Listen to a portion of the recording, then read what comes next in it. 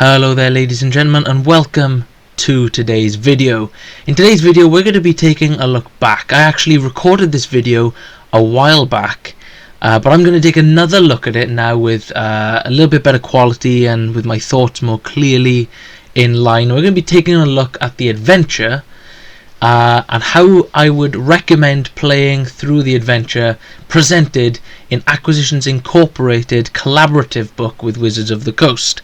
Now, if you guys don't know, Aquisitions Incorporated is a podcast that was actually set up before Critical Role, and it features a variety of different writers and sort of online personalities, with Jeremy Crawford currently, and previously Chris Perkins, who are some of the lead designers at Wizards of the Coast, running through adventures with that team. It is an incredibly funny, and they always do live shows. I really enjoy Acquisitions Incorporated, and I have done for years. But today we're going to be taking a look at their book. Now, I did have a little bit of a flick through of this book previously, but I decided that I would redo this video. This was one of the videos I wasn't really happy with, and I thought that you guys should see it in all its glory. Now, recently we have had the release of Eberron. We've had a campaign setting released, and we've had a few different products over the years for Eberron released. I will be taking a look at all of them, and hopefully giving you my clear thoughts on Eberron as a campaign setting as a whole at a later date. And that is a video coming up in the future, so we'll see how that one goes. I'm very excited to go talking about Eberron as a campaign setting. I love that kind of futuristic, high-tech, almost steampunk-like world, and how I would recommend running a campaign there, and different campaigns that you can run there. But that is for a future video. In this one, this is very firmly fixed within the Forgotten Realms, and that's the first kind of issue. You can see here we have the table of contents for us to go looking at. We have in chapter 1 basically just information about Acquisitions Incorporated. That leads us into chapter 2, which actually speaks about kind of new roles and beginning a franchise. Now, what happens in a lot of D&D groups is there's a pretty fun note there. You can pause the video to read if you'd like. After we go through the information on what Acquisitions Incorporated is and all of that kind of information, we then go into information regarding franchises, and that is what Acquisitions Incorporated is all about. It is about building a business, because if you guys have watched any of the streams, you know what I mean when I say building a business and being important to the Acquisitions Incorporated brand. Now, it talks a little bit here about franchise advancements and about building up a rank, but the idea is that the adventurers are going to begin working for Acquisitions Incorporated. Now, this I have found at my own gaming table to have both very positive and very negative effects. On one side, your adventurers, your team, your players will more than likely love this idea of gaining loads of benefits from being part of a larger organization, but I think that you shouldn't, as a DM, connect them too closely with Acquisitions Incorporated. A lot of my players don't know what Acquisitions Incorporated actually is, and so when I suggested the inclusion of these rules into our home game, I had quite a few mixed responses. The idea of having the players and forcing the players to become part of the Acquisitions Incorporated franchise really didn't sit well with them, especially because they didn't know the source material that we were working with here. However, you can definitely take the pieces of building a franchise, about having different bases. You know, we have spectral waiting staff, very similar and easily connected to Leaf from Dragon Heist. We basically have different features of franchises, the costs of running a franchise, actually descriptions of what a franchise is, company positions. I think probably what the most interesting part about this first section of the book is the descriptions that we get given about what it means to become part of this organization. And this is the bit that I think that a lot of DMs can kind of pinch from. So one thing it talks about within this is a franchise as being a unit, and we see that a lot in combat. In combat, in the games, we have different classes. We have fighters. They are frontline fighters. They're going to get into the combat. They're going to hold the enemies up. We have the wizards. They are your spell support. The rogues, they're kind of your mid-range fighters. They're able to get behind the enemy, to flank them, to get some extra damage in. Your clerics there to support and to heal those who are injured, also inflicting some incredible damage of their own. However, there's very little in terms of an adventuring party outside of combat. All of the stuff I've just described there are all things that are useful whilst you are in combat. And what this actually discusses is basically roles for each of your players outside of combat scenarios. For example, we have here the cartographer, somebody who is responsible for making maps and kind of arranging transport and all of that kind of, safe travel and that kind of idea. That's a really interesting role and responsibility, and on one hand you can have any player take on the responsibilities, but having one player whose set role within the group is to make sure that they know where they are going, can make for some really interesting. Everyone has their positions, everyone has their roles in combat, everybody has their roles outside of combat, and you can play to those roles as a dungeon master, guys. You are able to make situations and make scenarios that play to these roles, and we have a bunch of different really funny kind of I'm gonna say kind of subclasses. We have the decisionist, basically the group leader, somebody who, if there's a split decision in the group, is able to come in and basically sort things out, and is almost like an inspiring leader kind of individual. We have the documancer, contracts, and basically kind of being in charge of all the document side of the corporation and the adventuring organization or the adventuring guild. Horde person, who's dealing with all of the loot. Do the characters split it evenly? No, the horde person keeps track of it all, and they will have special equipment for holding and keeping track of all of the equipment that they have. So for example, we have class-based living loot satchels. So it's only a sort of minor magical equipment that these classes get, but it's equipment that makes your players have a lot of role-playing opportunity outside of combat.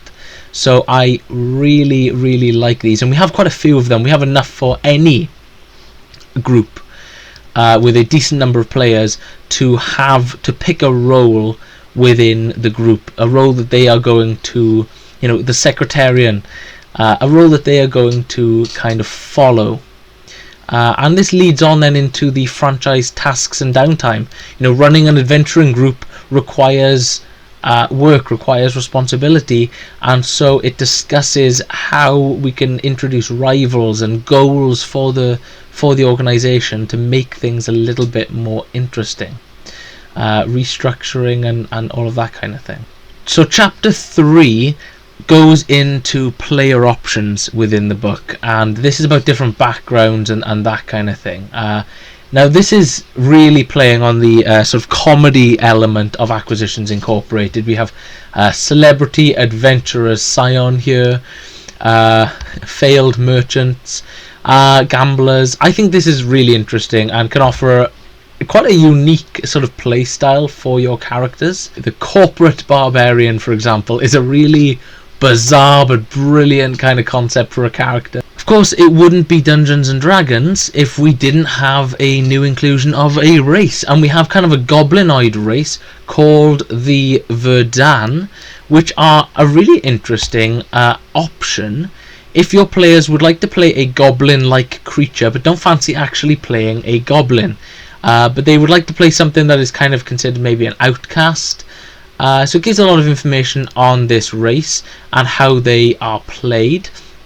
They are quite an interesting race, living to 200 years old, having a not being a ridiculously powerful race, a race that can be abused with the mechanics, but having a lot of interesting features. You know, the black blood healing, for example, can come in handy if you're going through a large dungeon crawl. So that feature there. Limited telepathy also being quite useful there for a variety of different reasons. So and again, it wouldn't be Dungeons and Dragons, it wouldn't be Wizards of the Coast if they didn't introduce a few new spells, right? So fast friends, and my personal favourite, Jim's Magic Missile, which is based on one of the characters in D&D, and it actually improves Magic Missile as a spell, which I think a lot of players, if they came from previous editions into 5th edition, were a little bit upset with how Magic Missile kind of seems a little bit underpowered. So Jim's Magic Missile, an interesting and a fun kind of alternative. So without further ado, because I've gone over the first 3 chapters of the book right there, hopefully a little bit quicker than before, we can jump straight into the actual adventure, because this book doesn't just come... The first 80 pages of this book is just background and how to run a franchise and information on characters and new races, that kind of stuff. But the rest of this about 200-page book is all about an adventure, and that adventure is the Ori of the Wanderer. So this is an interesting little adventure that actually pits you working for Aquisitions Incorporated, which means that you can introduce this really funny organisation into your world, into Waterdeep, into potentially Dragon Heist as a campaign, and it fits perfectly. It fits absolutely fantastically. So we can jump into running an Aquisitions Incorporated campaign, and how the story overview will actually go here. It gives you a little bit of information, some of the key places you will probably be heading on to in your adventure, and it starts off with basically the adventurers being mistaken for a different group of adventurers, being called into Acquisitions Incorporated headquarters in Waterdeep, and being given a mission to sort of investigate a collapse, and they end up meeting a few of the main characters. We've got Jim Dark Magic right here. An absolutely fantastic character. I love some of the interactions that Chris Perkins and the cast of Acquisitions Incorporated have had with their characters. To me, they stand out as much as the characters in Critical Role. They are absolutely brilliant. It gives you information on the Dockward and a little bit of information on Waterdeep.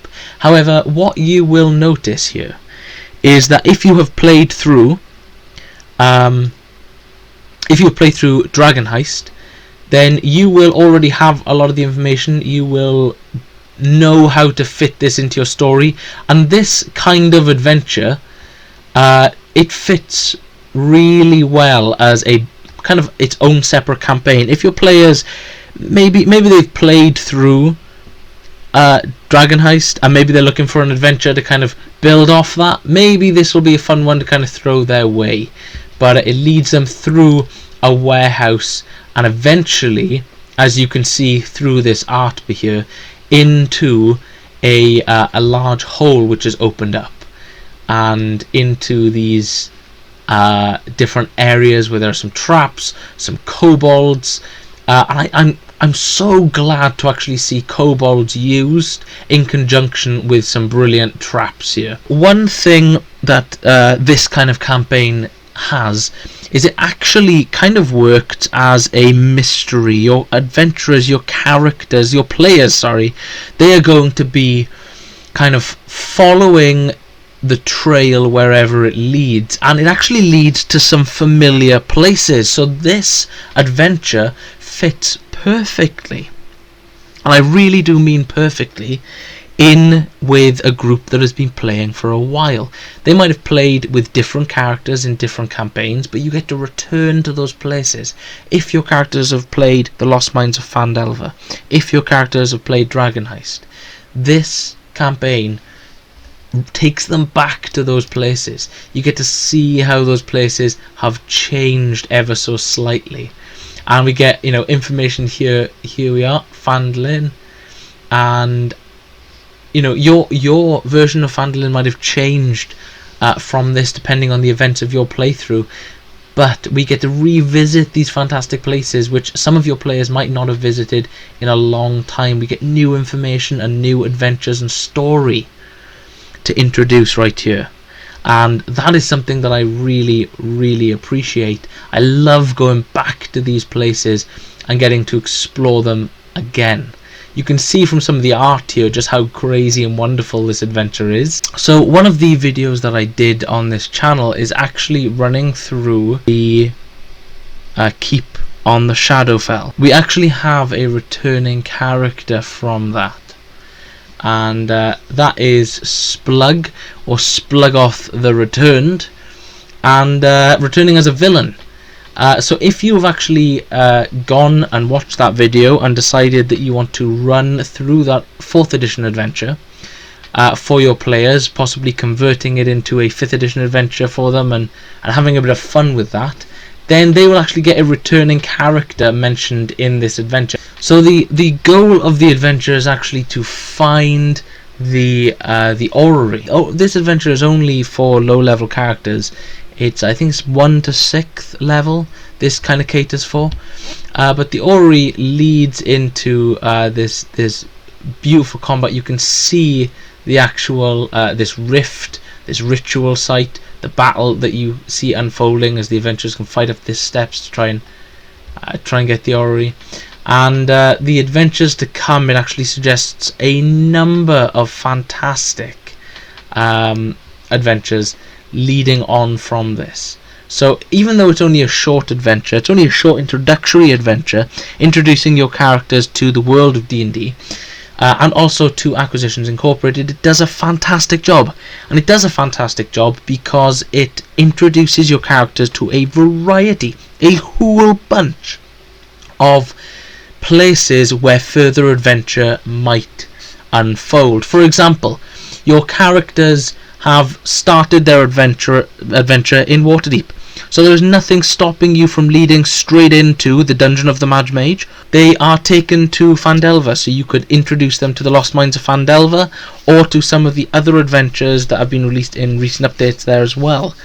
Around that area as well, there's a lot of almost like a sandbox kind of environment around Phandelver. So that is something that as a DM I really enjoy. This is a really good adventure to introduce your players to D&D, but also to sort of introduce them to further adventure. I've tried not to give too much information on the adventure here because I want you guys to go out and I want you guys to purchase this book and to have a look at this book yourselves and to see what you think of the adventure and to hopefully run it for your players.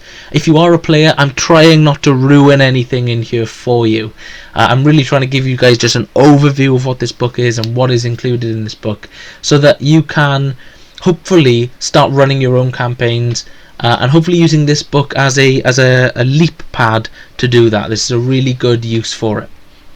We then lead on to the appendix, where we have information on all of the different characters that we've met throughout this campaign. Aquisitions Incorporated, as always introduced to us, is a fantastic range of vehicles. I mean, just look at this giant beholder that you can drive. And if you're a fan of Aquisitions Incorporated, I highly recommend picking this book up if you haven't already. Thanks for watching, guys. Have a great day.